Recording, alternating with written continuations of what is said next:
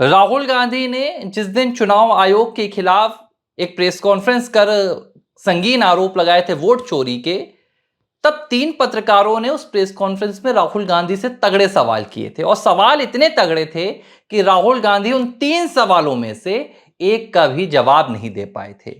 और आज मैं ये बात क्यों कर रहा हूं, क्योंकि उन्हीं सवालों से आज अदालत का एक ऐसा फैसला सामने आ गया जिसने राहुल गांधी के पूरे राजनीतिक एजेंडे पर जमकर ब्रेक लगा दिया है।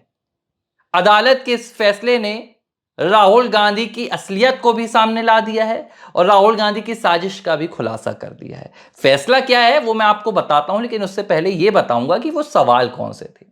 जिस दिन राहुल गांधी ने पूरे देश में महादेवपुरा बेंगलुरु सेंट्रल की उस सीट को लेकर आरोप लगाए कि भैया बहुत भयंकर वोट चोरी हुई है, एटम बम फूटेगा, ये होगा वो होगा, तो एक सीधा साधा समझदार पत्रकार था, वो खड़ा हुआ और उसने कहा कि भाई राहुल गांधी जी, आपके पास तो पूरे सबूत हैं, आपने इतना प्रेजेंटेशन दिखा दिया है, तो आप इन सबूतों को लेकर अदालत में जाएंगे या नहीं जाएंगे, और नहीं जाएंगे तो क्यों नहीं जाएंगे। तब राहुल गांधी ने एक बेवकूफी भरा जवाब दिया और इस सवाल को टाल दिया और उन्होंने कहा हम जनता की अदालत में जाएंगे। आज भी मुझे राहुल गांधी के उस जवाब के पीछे के मायने नहीं पता। भाई, जनता की अदालत क्या होती है? जनता की अदालत होती है चुनाव, लेकिन जो न्यायपालिका होती है वो फैसले करती है आरोपों पर। जो आरोप आप सरकार पर लगा रहे थे, आप उन आरोपों को लेकर अदालत जाएंगे। चुनाव आयोग के खिलाफ आरोप हो या प्रधानमंत्री के खिलाफ आरोप हो, लोकतंत्र है हमारा, संविधान है, हमारे यहां प्रक्रिया है। जनता की अदालत तो तब कही जाती है ना भाई, जैसे अरविंद केजरीवाल जनता की अदालत में गए थे, अगर मैं निर्दोष होऊंगा तो जनता की अदालत मेरे खिलाफ आएगी, नहीं तो जनता की अदालत मेरा साथ देगी। जनता की अदालत ने साथ दे दिया अरविंद केजरीवाल का, उनकी अपनी खुद की नई दिल्ली की सीट से हरवा दिया। ऐसे जनता की अदालत अपने फैसले सुनाती है। राहुल गांधी के खिलाफ जनता की अदालत तो 3 बार फैसले सुना चुकी है, 14 में, 19 में, 24 में। अब कौन सी जनता की अदालत जाएंगे? खैर, जो दूसरा सवाल था वो राहुल गांधी से यह पूछा गया था कि क्या आप चुनाव का बॉयकॉट करेंगे, क्योंकि आपको चुनाव आयोग पर भरोसा नहीं है। भाई, आप तो कह रहे हैं वोट चोरी हो रही है। तो राहुल गांधी ने इसका भी जवाब नहीं दिया था। बिहार में चुनाव लड़ने की पूरी तैयारी चल रही है।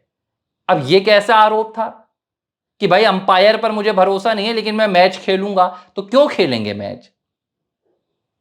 और जो तीसरा सवाल था राहुल गांधी को लेकर, राहुल गांधी से पूछा गया था, वो ये था कि आप करेंगे क्या जब आप हाई कोर्ट नहीं जा रहे हैं, जब आप सुप्रीम कोर्ट नहीं जा रहे हैं, जब आप चुनाव का बहिष्कार नहीं करेंगे, तो आप करेंगे क्या? राहुल गांधी ने कहा कि हम जनता के बीच में माहौल बनाएंगे। क्यों माहौल बनाएंगे भाई? जब मामला कानून का है, मामला चोरी का है, तो चोरी पर जो फैसला सुनाता है वो न्यायपालिका सुनाता है, वो जनता तो फैसला सुनाती नहीं है। इस तरह राहुल गांधी तीनों सवालों से भाग गए। अब हुआ क्या है ये बताता हूं, मुद्दे पर आता हूं। मद्रास हाई कोर्ट का राहुल गांधी के इन आरोपों पर एक बड़ा फैसला आ गया। एक याचिका लगाई गई थी जिनमें राहुल गांधी के आरोपों का पूरा ब्यौरा दिया गया और कहा गया कि इस तरह भाई वोट की चोरी हुई। इस याचिकाकर्ता की ना सिर्फ याचिका को खारिज किया मद्रास हाई कोर्ट ने, बल्कि इस याचिकाकर्ता के खिलाफ 1 लाख रुपए का जुर्माना भी हाई कोर्ट ने लगाया। और कोर्ट ने कहा कि ये जो आरोप है ये पूरी तरह से राजनीतिक आरोप हैं, इनका सच्चाई से कोई लेना देना नहीं है, ना तो कोई सबूत है, ना तो कोई तथ्य है, बेबुनियाद आरोप हैं और सिर्फ राजनीति से प्रेरित हैं। यह थी राहुल गांधी के एटम बॉम्ब की सच्चाई, यह थी राहुल गांधी के आरोपों की सच्चाई। और इसीलिए ना तो राहुल गांधी ने हाईकोर्ट जाने का फैसला किया, भाई कर्नाटक की सीट से आपत्ति थी तो कर्नाटक हाईकोर्ट जाते, आपको देश की तमाम सीटों से आपत्ति थी, सुप्रीम कोर्ट जाते। राहुल गांधी सुप्रीम कोर्ट भी नहीं गए, राहुल गांधी हाई कोर्ट भी नहीं गए।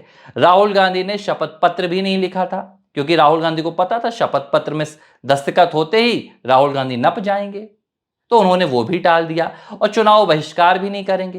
राहुल गांधी को यह भी पता है कि जनता को उनके साथ कोई हमदर्दी है नहीं, वो चुनाव का बहिष्कार करेंगे। जो बची कुछ सीट आ जाती हैं कुछ एक विशेष वोट बैंक की बदौलत, वो बच्ची कुछ सीट भी नहीं आ पाएंगी।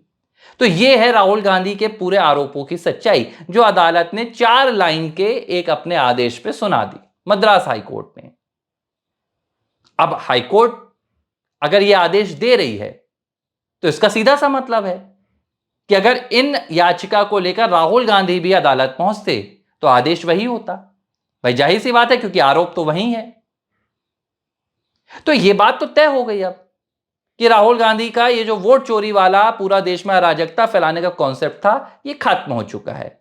अब राहुल गांधी हो सकता है अगले 4 साल अपने आप को जस्टिफाइड करने के लिए, कांग्रेस के कार्यकर्ताओं को जगाने के लिए, ये हार मत मानो, ये मान के चलो कि हम देश के राजा हैं, लड़ते रहो, एक मोटिवेशनल स्पीच के तौर पर राहुल गांधी तो इसका इस्तेमाल कर सकते हैं।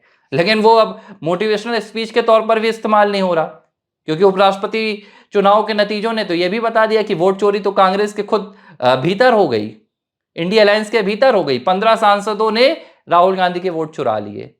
अब ये राहुल गांधी पता करें कि भाई कौन कौन से सांसद हैं। अब एक और बात आपको बताता हूं, राहुल गांधी से एक सवाल पूछा गया कि अब राहुल गांधी क्या करने वाले हैं।